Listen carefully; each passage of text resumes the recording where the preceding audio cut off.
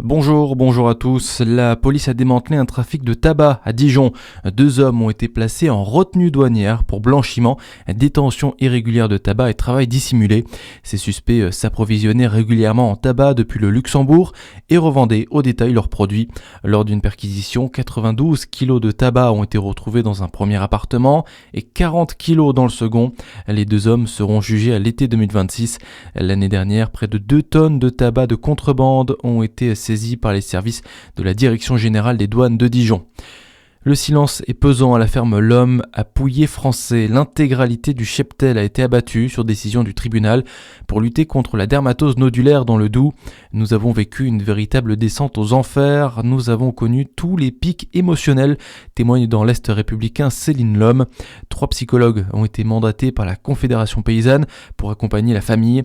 En début de semaine, des agriculteurs s'étaient mobilisés pour empêcher l'abattage des bovins, pourtant vaccinés contre la maladie.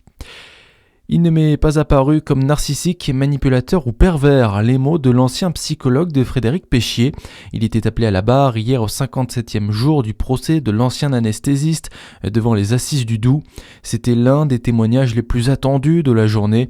Le psychologue assure avoir vu un homme brisé, en dépression, en grande difficulté lors des 4 consultations entre 2014 et 2017. 9 témoins se sont succédés face au jury hier. Dans l'actualité aussi, Christophe Glaise est désormais fixé sur son sort. Le journaliste français a été condamné en appel à 7 ans de prison pour apologie du terrorisme. La justice algérienne a donc confirmé la première peine prononcée à l'encontre du reporter. Une décision forcément incompréhensible pour ses proches.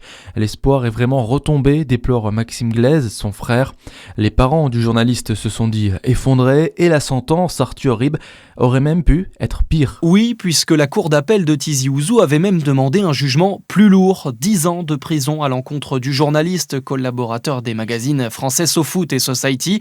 Emprisonné depuis fin juin en Algérie, Christophe Glaise est accusé d'apologie du terrorisme. En cause un article sur un club de football dont l'un des dirigeants est aussi responsable d'un mouvement considéré comme une organisation terroriste par les autorités algériennes.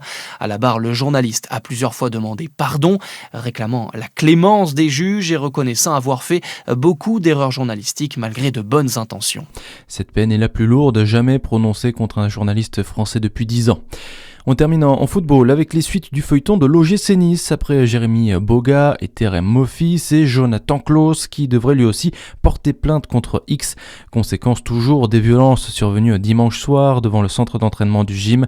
En parallèle, l'entraîneur niçois Franck Hez a annoncé hier qu'il resterait à son poste. À suivre votre météo sur Fréquence Plus.